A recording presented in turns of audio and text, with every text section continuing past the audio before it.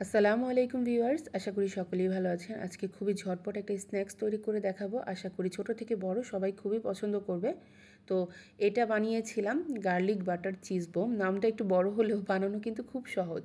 প্রথমেই আমি pizza do বা ব্রেড ডো বানিয়ে নিব। এর জন্য 2 কাপ ময়দা, 2 টেবিল চামচ গুঁড়ো দুধ, 2 টেবিল চামচ চিনি, 1 চা চামচ ড্রাই ইস্ট, 1/4 চা চামচ লবণ সব একসাথে খুব ভালোভাবে মিশিয়ে নিয়েছি। একটা ফেটানো ডিম, 2 টেবিল চামচ রান্নার তেল দিয়ে এবার সব একসাথে ভালোভাবে মেখে নিব। আমি কুসুম গরম পানি ব্যবহার করছি মাখার জন্য। তো পানিটা অল্প অল্প করে দিয়ে এটাকে একটা সফট ডো তৈরি করে নিতে হবে। এবার হাত দিয়ে খুব ভালোভাবে মেখে নিব। তো মেখে নেওয়া হয়ে গেলে আমি উপরে একটু তেল মাখিয়ে রেখে দেব। তো এটাকে 30 মিনিটের জন্য আমি রেস্টে রেখে দিচ্ছি। 30 মিনিট পরে ডোটা ফুলে প্রায় দ্বিগুণ হয়ে গেছে। এবার এটাকে আবারও হাত দিয়ে খুব ভালোভাবে মেখে নেব।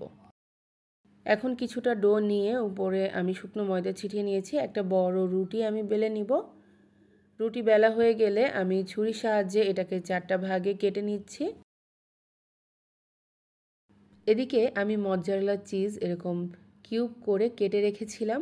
তো সেখান থেকে একটা কিউব আমি একটা অংশ ডোয়ের মধ্যে এভাবে ভরে বলের মতো করে নিয়েছি। একইভাবে বাকি সবগুলো আমি বলের শেপ করে নিব। আর চিজ কতটুকু দিবেন এটা সম্পূর্ণ আপনাদের টেস্টের উপর ডিপেন্ড করে।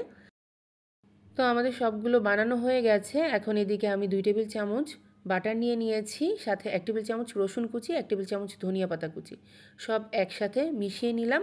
এবার এই মিশ্রণটাকে এই বলগুলোর উপর স্পুনের সাহায্যে এভাবে মেখে নেব। তারপর একটু বাড়তি টেস্ট পাওয়ার জন্য আমি যেগুলো খাবো সেগুলোর উপর একটু চিলি ফ্লেক্স দিয়ে দিলাম আর অরিগানো দিয়ে দিচ্ছি সবগুলোর উপরেই।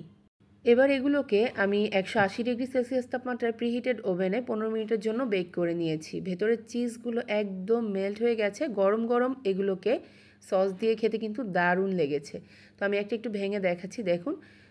আশা করি আমার আজকের ভিডিওটি ভালো লেগেছে। ভালো লাগলে অবশ্যই আমার পেজটা ফলো করতে ভুলবেন না। ইউটিউব চ্যানেলটা সাবস্ক্রাইব করে দেওয়ার অনুরোধ রইল। সবাই ভালো থাকবেন। আল্লাহ হাফেজ।